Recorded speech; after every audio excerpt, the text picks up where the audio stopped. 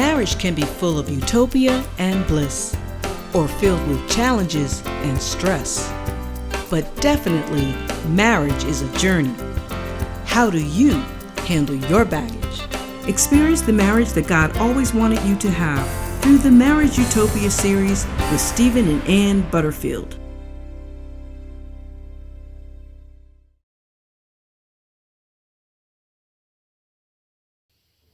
Welcome back to Marriage Utopia.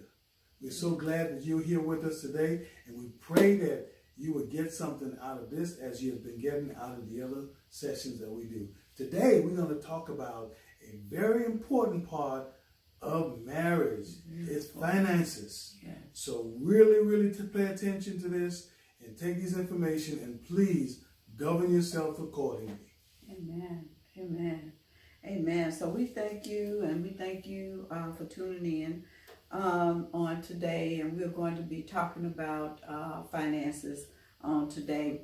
And in Pastor Butterfield's book, he talks about finances, and he explains some information to us that is very critical for couples and for anyone that is dealing with finances. According to studies, finance is one of the major causes of divorce and destruction of marriages. Now that is very important for us to really get that and understand that finances can be an issue in your marriage. And maybe you are already dealing with some issues in your marriage, and it's very important that you continue to listen in to hear what we are about to share with you concerning finances. In a world where we must take care of ourselves, married couples sometimes forget that they are committed to have a new life and a new relationship with another person. Mm-hmm. And so therefore, it's kind of hard for them to really not be independent, but they now need to consider being a little dependent and independent, both. Couples fight about money twice as much as they fight about sex, according to Money Magazine survey. Now, I want to just share with you just a little bit of my life. As we grew up in a household, it did appear that my mom, which is the female, was the person in charge. And my dad went to work every day, and he came home and he brought the money home, and he gave that money to my mom, and she gave him, back in the day, him having $2 or something was pretty good with what he needed to do at the time. What he needed to do, that little money was enough for him to do it. So my mother took care of the finances in the house. My dad was going to make sure that the household was taken care of because he was the one going out and making the money. Now, as we grew up in our household, my father and my mother taught us to get with a man that had a job. And so they also taught us that, but they taught us to be independent.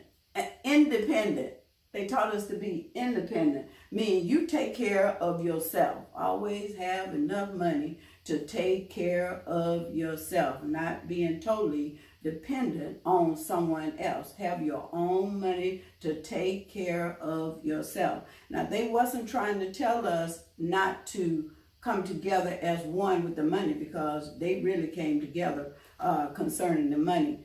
But they was trying to help us to understand that you do need to learn how to be independent. But I think what we took it a little far, because that's what we was hearing.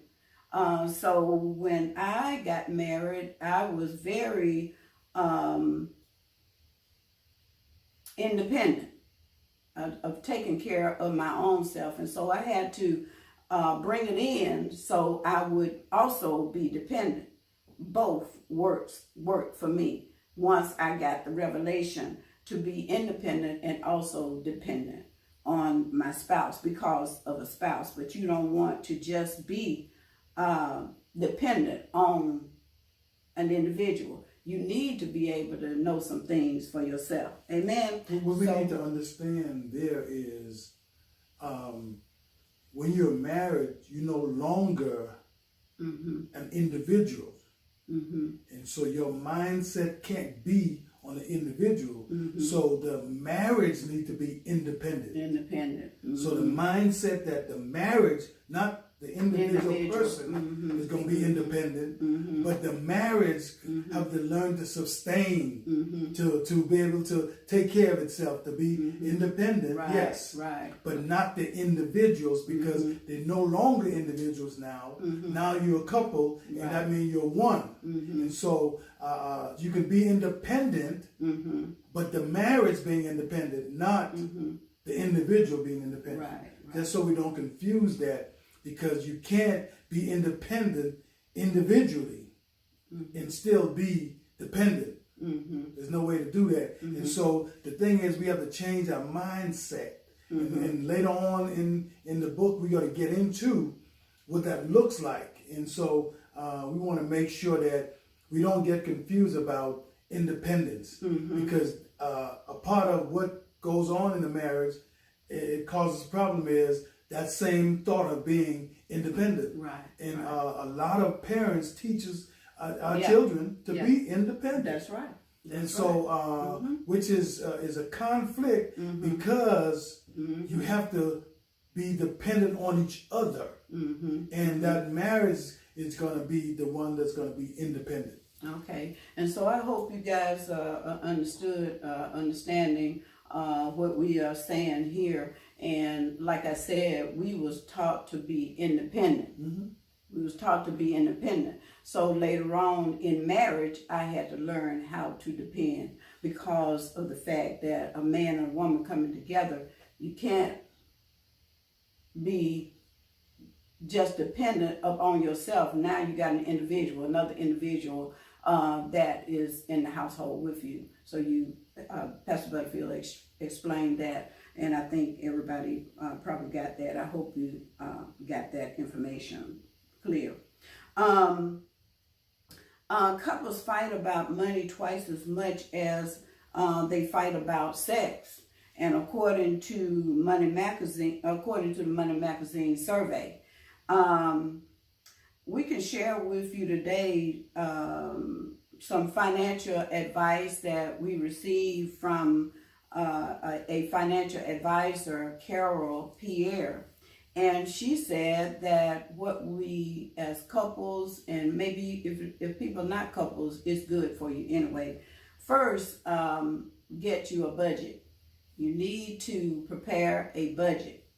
Once you prepare that budget, you will bring your household expenses, you begin to bring your household expenses current. Try to get your household expenses to a current state. Then you set up an initial emergency fund, and that emergency fund need to be $1,000. You need to get $1,000 in your emergency fund. And then you pay off your debt. Pay off your debt and buy term life insurance to cover over 10 years of your annual household income. Also, cover the amount of your mortgage, your education or college costs for your children or either for yourself. And lastly, fully fund your emergency fund with 3 to 6 months of your total monthly household expenses. And so then that, with having that life insurance, will help you to be able to sustain in your household if something happens. If something happens, you will be able to survive in your household. So it's very important that you don't just think independency, but you think dependent and independency. All right. Hopefully we got that clear. The second thing that I want to talk to you about is your credit score. And Pastor Butterfield and I, we use Sesame credit so that we can check our credit score and keep up with it. It also keep up with our credit score.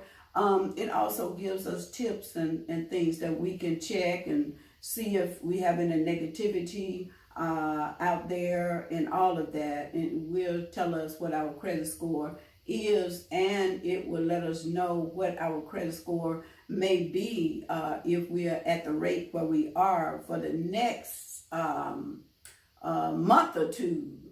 It'll give you an estimate. It may go down to 3, it may be 3 months along the way, but it'll give you an estimated a score of what your credit score may be up to in 3 months or so. So it's very important that this may not be what you would use, but this is a tool that we use, a Sesame credit reporting.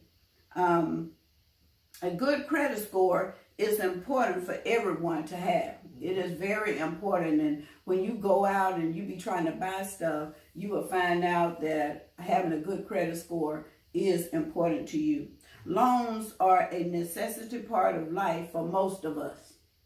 And so building a solid credit history and maintaining a high credit score can have a dramatic impact on your quality of life now and in the future, when you may be considering applying for a loan. Because at some point you may have to apply for a loan, like buying a house or buying a car. These are high end things. So therefore, most of us can't just go and pay cash for a house or cash for a car. So therefore, we need a little help. And so therefore, we have to get a loan. And so this is very important that we keep a good credit score. And credit score, it means that we need to pay our bills on time. They need to be paid on time. And it's very important for you to check the status of what's going on with your credit, so that you can make sure no one has went in and charged something on your cards or whatever. And they are able to use cards now without having your card. I mean, I don't know how they're doing that, but folks are able to get money out of your account without even having your card. So it's very important for you to check those tips that some of the credit organizations will help you with. Like I said, we use Sesame Credit. So we are able to see some of the things. If there's some negativity, we're able to see that negativity there. So couples should be educated about the importance of a good credit score. They need to learn how to obtain a good credit score and how to maintain a good credit score. So it's very important that you learn how, and we just shared with you that you need to get that budget. And then you need to get your bills paid up. So these are, and then get that savings of $1,000 in your account. But these are some of the things that you can do in order that you can have a good credit score, is making sure that you don't overspend. We can overspend and just be in the mall and shopping, and I love to shop. And so and I'm not an online shopper. I like to go in the store, look around and buy. So it's very important that you take care of yourself and don't get your credit cards up past the limit, because that's very bad on the credit as well. We want to share with you also, when you get a credit card, do not close that credit card out. You keep that credit card, or you can cut it up and never use it again. But do not close them out, because when you close a credit card down, it goes against your credit report.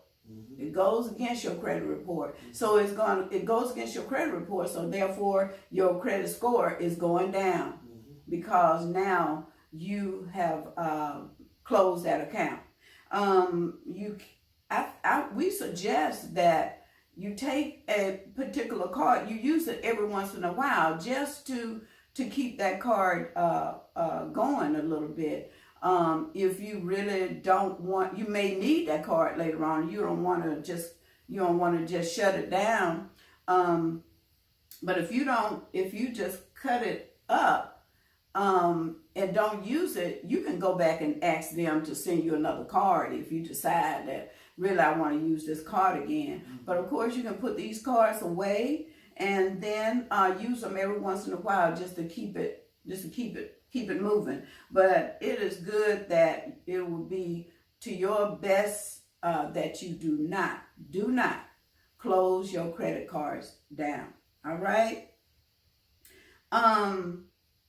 I think anything you want to add on to that dealing with the credit score? No. That's good. Okay, so just make sure that you keep this under consideration concerning your credit score, because if you keep your bills paid up on time, you check and see if anybody else have went in on your account doing things on your account, and you don't close your credit cards down, then your credit score should end up being pretty good, especially if you don't go over. Like if you got a $5,000 credit limit and you always keeping it out of near $5,000, is going to cause your credit score to go down. So you want to just make sure that you take care of your credit cards and use wisdom as you use them. All right. The next area that we are going to deal with is our spending habits. Good spending habits are very important to a couple. What everyone does not know is that good spending habits are just as important to your financial success as saving money or getting rid of your debt. So your spending habits is very important. So just think with your spending habits, maybe kind of like me, if I'm going somewhere special, I may want to go and buy an outfit, but I got plenty of outfits in the closet, but I may want to go and buy another one. I want to suggest to you that is nothing wrong with that if you can afford it. But if there is something going on and you know that you got bills that you need paid, then we suggest that you just go in the closet and get you an outfit for the night. Amen. Instead of going and spending money. It's very important. Another thing that we could do with our spending habits that may not be very good is trying to keep up with the Joneses, doing things that we see other people are doing. It is very important that we as couples that we deal with our own household and what is going on in our own household, because we can't keep up with what's going on in someone else's household. We have to make someone go and buy a new car for their spouse, and then now you want a new car. We don't work like that. We have to make sure that we set our budget and discuss our budget, talk about it. You may want to talk about it every month to just see where you are with everything that is going on in the household, because things changes. You may have a kid going to college, or you may have a kid going to high school, and when they go to high school, they got to get ready for graduation. So there's some more extra money that you're having to pay, or maybe they start paying in 11th grade. I'm not sure, but there are changes that are being made in the household as time passes. So you want to make sure that you don't get above your budget. One of the things that as far as spending habits are concerned, One of the key things that I believe that will help, and it has helped us, is that you pay your tithes, which is a tithe is a 10%. So if you, in your budget, you gonna make sure that you got your 10% in there, and you also are going to make sure that you are giving an offering to the church.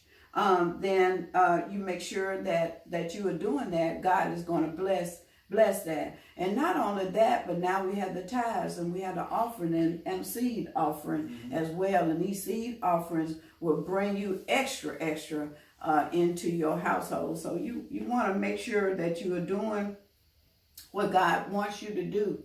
And we know that God wants us to give back to the kingdom. We ain't giving it to him. We're giving it back to the kingdom, so the kingdom, the people in the earth can be helped. And bills can be paid in the church to keep, a church don't just stand just because the light bill need to be paid. That's The right. water bill need to be paid. That's right.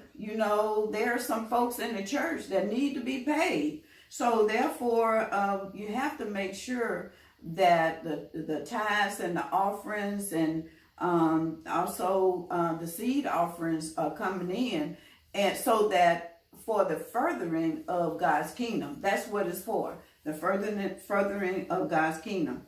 So couples must consider their current spending habits and then discuss the adjustments that are needed to be financially stable. So you want to make sure that you are financially stable. And when you do that and you set your budget, you will basically see where you are, and you will see how much you can spend. You will know whether or not you can go to the mall today, or if you can do go to the movies, or all types of different things. Or maybe you will realize whether or not you can buy that new car or that new house.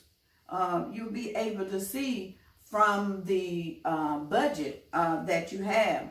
The last thing I want to share with you is thank God. Thank God. Thank God. Thank God. God knows what he's doing. We know that God is able to do exceedingly abundantly above anything that we could even ask or think about.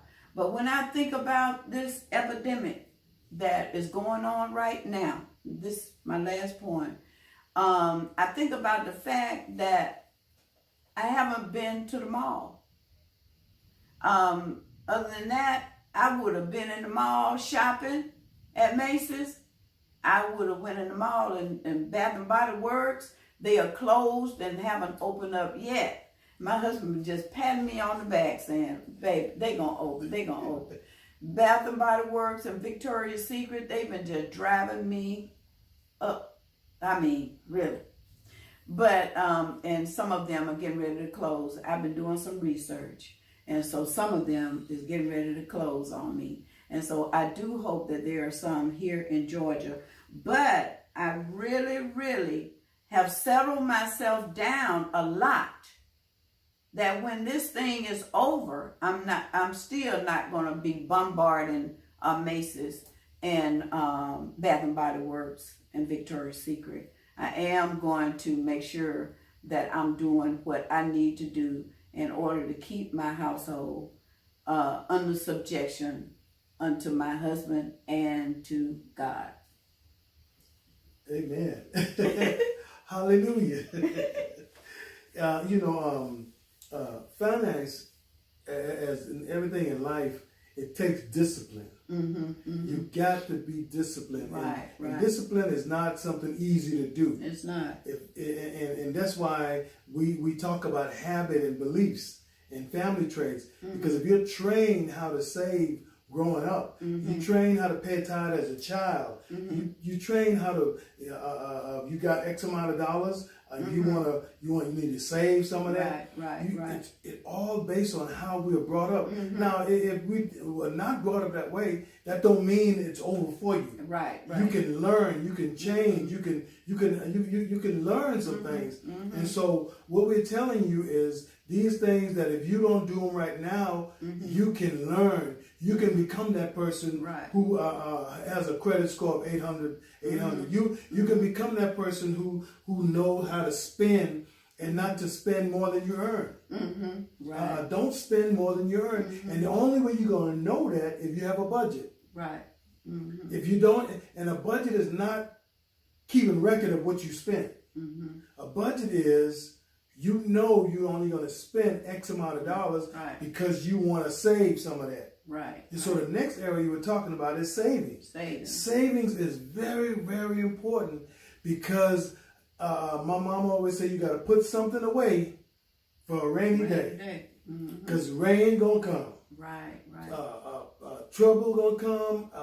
Incidents. Contingency stuff going to happen. Things are going to happen. And what do you do when the washing machine goes out? And it's going to cost you $1,000 to get another one in. What do you do when your car needs repair? You know, if you don't have no savings put aside for that, you're going to have to dip into now the other expense. And like they say in the church, rob Peter to pay Paul. And you never get ahead when you do that because Peter going to need his money too. And so eventually you're going to be deeper and deeper in the hole. So savings is a must. And it is a habit. You have to form this habit. And so my suggestion is that you would start out small. So you can develop a habit. Because, a lot of us want to do it big. We want to save. I'm going to try to save 10% of what I earn. You can't save $1 yet. So, why try to save a big amount? So I would suggest to save $25 a month.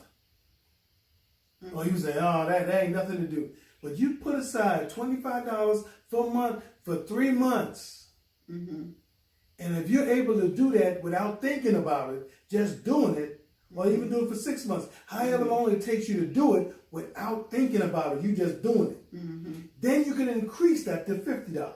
And then you increase that to $75. Then you increase it to $100. And so, but you got to learn how to save. Start somewhere. You got to start somewhere. Don't try to start with $100 a month. You may not be able to do that.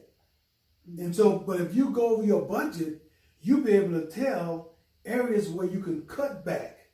Again, when you deal with your spending habit, you'll find out that areas that you've been spending, you've been buying lunch every day, and it's $5 per day, and that's low. $5 is low. That's low. That's $5 a day, 5 days a week. That's $25 a week. That's $100 a month. That if you get some cold cuts and make some sandwiches, you'll be surprised the amount of money that you'll save at the end of that month. You'll be able to put it in savings. Not to mention that Starbucks coffee that you coffee, get in the morning oh my goodness. $5, and then you're going to still buy lunch. And so, so these little areas, if you first got to start with your budget, you'll be able to identify things that you are spending on that you don't have to, that you can save. Because, you got X amount of dollars, that's what you got. And so if that's all you got, that's what you got. So you got to reduce now. In order to save, you got to reduce what you're spending. And so you're able to save. And so if you don't have enough, you just, your budget is really tight, and this is really what it is, you're lean as you can be, then what you got to do now is seek for other income. Seek a side job or whatever, a little hustle, so you can get some extra income, and that income is not for you to spend. That's for you to save. Because if you save that, you'll find out when that washing machine goes down, when your car needs repair, you won't have to worry about trying to rob Peter to pay Paul. You would have that set aside. And like the instruction we give you early, if you have an ability to save $1,000 up for an emergency in case something happened to the car, in case something happened to the stove or whatever, you have that money set aside that you won't have to stop. You'll still be saving your money on a regular basis. Right. You'll be paying your bills on a regular basis, but you'll be able to take that money out now and then take care of that emergency, and you're still rolling on. You don't have to feel apprehensive. And when you don't have the money that you need, you can't even think straight. I mean, you're going to have chaos in the house. You're going to be fussing at each other. You're going to be stressed out. So it's best to be able to have a saving plan in place so you don't have to be so uptight and stressed out. The least thing happens, you're going to be stressed out and you don't know what to do, and then you're going to have too much stress on you. And stress is not good for any relationship. And so we need you to make sure that you begin to save. If you can't do 10% a month, do $25 to start out with, but start somewhere. And after a while, when it becomes a habit, saving has to become a habit where you do it without even thinking about it. You do it just because that's what you do. And when you do that, you'll find yourself being so far ahead of other people who just go out and spend and spend and spend. You'll be able to be settled, and your spouse will be content. You'll be content. You don't have to worry about stuff. That's one less thing to deal with. Because money is going to be a big issue. So we want you to make sure that you learn how to save. And let me share this with you too. I was single at the time, but I was working at Bank of America, and I decided, okay, I want to do some extra things. And so I got a part-time job at Rich's. It was really Rich's then, it's Macy's. And when I got that job, you know, I love to shop. Y'all just heard me say I love to shop, love to buy clothes and shoes and all of that. And I went in that store, leaving my job, and was straight to Rich's to work and be there until 9 or 10 o'clock at night. Stressing myself out, it came up in my mind when you said stressed out. But because I was by myself at the time, it wasn't as bad for me. But if you is not disciplined, meaning now you are working a job already and you go and get a second job, but that when you start working in that store or wherever you're working at, if you're working in a store where you can buy stuff, you are spending more than you're making. That's right. And that is what happened to me. Yes. It wasn't helping me, not at all. I did not have anybody in the household to be trying to tell me don't do it though. Right. I could make up my mind to do it myself. But just think about it. When you got another person, you're not just depending on your own self. You now got another person that is in the household with you. And then some of you may have kids and deciding that you're going to take a second job, but you're going to be spending every penny and more. So it's not doing any good in defeating the purpose. Because you're not home, you're tired, and you're spending more money than what you're making. That's right. So it's not good. So you got to be disciplined, like Pastor Butterfield was saying. You got to be disciplined when you go and make that extra money. That extra money got to go where you purposed it to go. It looks good. Yeah.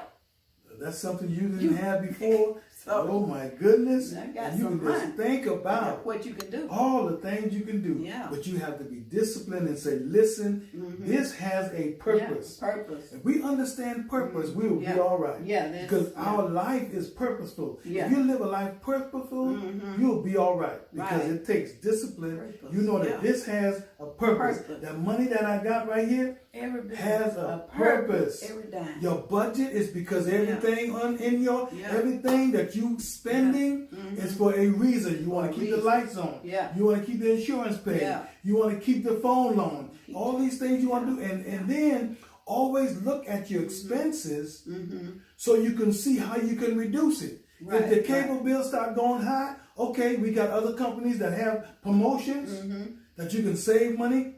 Don't be loyal to anybody who's going to not help you to save money. So if that bill is high, start going up, they give you a discount to get you in there. And after 2 years, they're going to raise it. But after that 2 years over, somebody else got a discount. Well, that same company might have a discount. But always look for ways to save money, whether it's your light bill, whether it's your phone bill, whether it's your cable bill. No matter what it is, your internet, whatever it is, seek how to save money, how to reduce that. Your mortgage, see, if you have to refinance to get that monthly payment down, go ahead and do it. Because it would help you to be able to save more money. And if you can do that, it would help you to free up some money, and your mind would begin to be free. Trust me, it works. Amen. So after you save, in addition to saving, now we have to learn how to invest. To save money, you put it up for a rainy day. But when you invest money, now you have money that's going to be working for you. After you done work for that money, now you have money that's going to start working for you. Oh my God. You won't understand. I think somebody said, Buffett or whatever, somebody said that compound interest is the 8th wonder of the world. Okay. They talk about the 7 wonders of the world, but they say that's the 8th wonder because compound interest, it blows your mind how that thing does multiply exponentially. Right.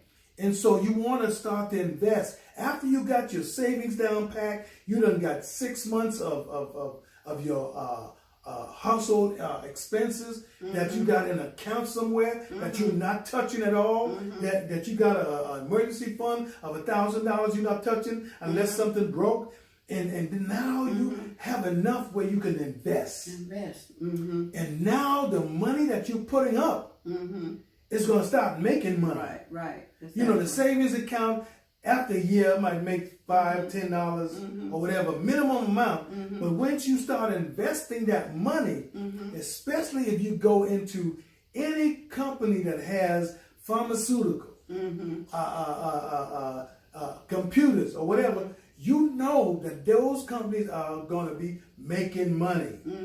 So those are the companies you invest in, and when you start investing in that, the money you put in, and what is so good now that they have investments where you don't have to have a block of $5,000 to start. You can start with $50. And so just start out, like I said before about savings, begin to get that habit of just investing. Start seeing where that money, and you'll be surprised what $5,000 can multiply to $100,000 in 5 years' time or even less. And so don't be afraid to invest. Sometimes people think that investment only for rich people. No, they're bringing it down now where any and everybody have the opportunity to invest. And so, but make sure you don't invest into something that has all these fees. Right, exactly. Because the fees will take up your money that you're trying to invest. Don't do that. Please be aware, if you have an investment that has these fees, these monthly fees I'm talking about, these administrative fees, run from those. But the ones that has commission, when you make money, they make money, that's where you want to be. Because guess what? They want you to make money so they can make money. So those are the kind of investments you get into, and you will be glad you did. And I want to leave 5 things you need to do that I would advise couples that you must do. 5 habits that you must form as a couple, and that's setting a goal. Number 1, set a goal. The Bible say, write the vision. plain. Make it plain so whoever get it can run. Run Don't with walk with it now. Run with it. Don't Run. run with it. Run. And so setting goals is a must. As a couple, sit down on a monthly basis and say, okay, have a monthly meeting. This is where we are. This is where we need to be. And this is where we want to go. Set a goal. Then after that, you want to create a plan. Create a plan. Get a plan. Ain't use having goals if you ain't got no plan. Goals don't mean nothing. That's right. It's just like dream. Dream ain't doing you no good if you don't wake up and get something done. Right, right. So after you plan, after you set a goal, put a plan in place, then start saving regularly. Not just every now and then. No, make it a habit. And then live on less. Live on less. Hallelujah. Live on less. Live on less. Oh my goodness. If we get to a place where we can live on less, do you know how much money that can free up? Right. Live on less and then stay in the game. Stay in the game. Keep investing. Don't stop. If the market goes down, it's okay. If the market goes down, don't put. That's the time to put more money in. Yeah. When the market, like right now, the market is down. It's time to invest. Because guess what? It ain't gonna stay the same. Yeah. It goes back up. It's gonna come back up. It's gonna come back up. And when it come back up, you're gonna be the benefit of it, even though it's down now. So when it's down, that's when you want to buy. That's right. So now is a great time. Don't allow anything to stop you. So number 5 is stay in the game. Invest. Do not forget that, because you need to make sure that you have a financial, a good portfolio where you wake up when you go to bed at night, you're not concerned. Right. If something happened tomorrow, how I'm going to pay my bill? Right. Because most people are 1 or 2 paycheck away from being homeless. Right. Being on the streets. You don't want to live your life like that. You want to live your life where you can go to bed at night and just sleep in peace. You want to wake up in the morning with peace. Right, exactly. You don't want to be all stressed out. You can't. It's going to bring conflict, and that's why finances is the number 2 thing that causes divorce. Because when that money ain't right, it's going to be a fight. I say when that money ain't right, there is going to be a fight. Yeah. And when fight happen, somebody gonna get hurt. Yeah. And so you don't want that. I don't want that for you. To have the marriage that God always wants you to have, you want to make sure that your finances is set. You're working together. What you want to do is you want to have a joint account. You want to have an expense account that all the expenses go there. When you want to pay your bill, you know the money is coming out of that account. You got a savings account set up. Then you have your petty cash money or your spending money for you and your spouse. Put that in another account. That way when you budget them, you know where each money is at. You don't have to worry about, we overdid that, or no. The money where they're operating, you call it an operating account. Where you got your light bill, the insurance, all that stuff in, you paying out of that account. Right. You have that. That's your joint account. All the money comes in, go there. Right. Then you can disperse them to the savings to get the money. Our pocket money get theirs, and that way life makes it simple. You don't have to worry and stress out. Oh, did I overspend over here? No, you know that and then you know that a spouse who like to shop, got her money. That's right. That she can go and shop. That's right. Amen. Because a happy wife, Amen. they say, is a happy life. And so, but you want to make sure that your finances is right, because we have to be good stewards of what God has given us. That's right. God allow us to go get a job and get income. We have to make sure we first pay our tithes, save some money, and pay our bills, and live on less. Please live on less. You don't need 50 pair of shoes. Right, exactly. You really don't. After you done wear that for 2 years, give the rest of them to Goodwill. And I'm telling you, God will bless you. Keep blessing. He'll keep blessing. Man, people will come giving you stuff. Yes. I'm a witness. People people will bring you. I had 13 pairs of shoes. Somebody just gave them to me. 40 pairs of slacks. Just gave them to me. 20-something suits. Gave them to me. Just keep giving. And what I did out of that, I gave. I bless other people with it. I didn't keep it all to myself. I bless other people with it. If you give, He'll give it back to you. Good measures. Pressed down, shaken together, running over. So who? Men gonna come and give to your bosom. Yes. So be a giver. Praise the Lord. Be a giver and learn how to save, learn how to spend right, live on less, and learn how to invest. And protect your credit at all means. Protect your credit. Yeah. So we pray that you have gotten some out of this, that you'll be better, and you would really have the marriage that God always wants you to have. Marriage Utopia. So until next time, we want you to hear about some couples who have went through this class and read the book, and they have benefited from it. Amen.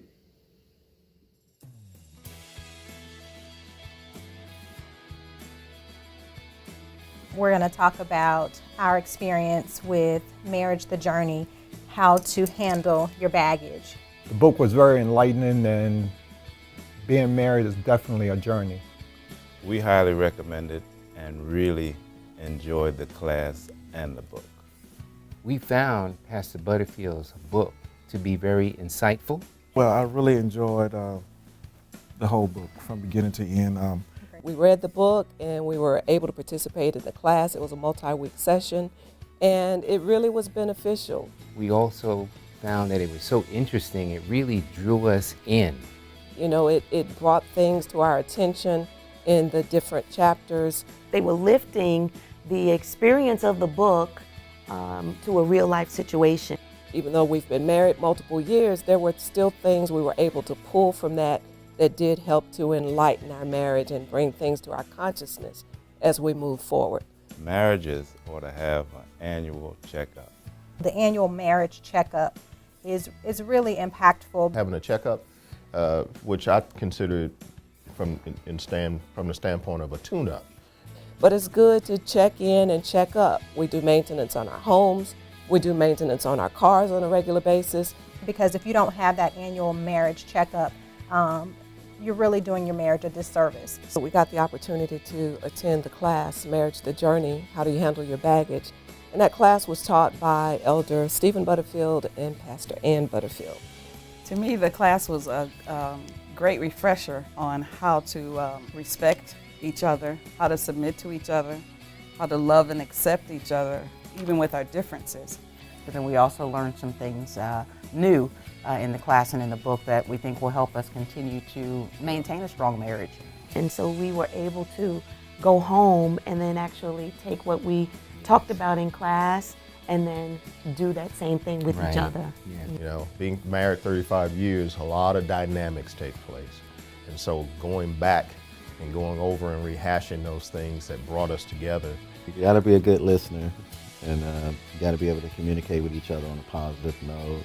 When you expose yourself, when you become real, you know, you become vulnerable, but at the same time, that means you trust in this person with your feelings and your emotions. Sometimes you have to listen to your spouse in order to get things done in life, in marriage, that is. You gotta be friends first as well. So basically, that's what's kind of helped us together, being friends to begin with. And the book allowed me to ultimately become a better husband by displaying or learning how to relay a lot of my emotions to my wife. It brings about a conversation, and it have you talk with each other about where you've been, where you are now, and where you're going. We truly recommend it. We're thankful for the class as well as the opportunity to have been able to participate with the authors of this book. Great experience in the class, great experience reading the book. This is all biblically based, very inspirational, and it just lifted our whole ministry to another level and brought us even closer to each other. So I would strongly suggest getting the book because it will make you have a conversation with each other about each section in there about your baggage and all that you come through, and it make you think. So if you have the opportunity, make sure you get the book and also participate in the class as well. Yes. It's worthwhile. Yeah. You can't go wrong. Class is offered again. If there's another version of the book, we will be taking a part. It's a must read. If I had anything, it would be a #1 seller.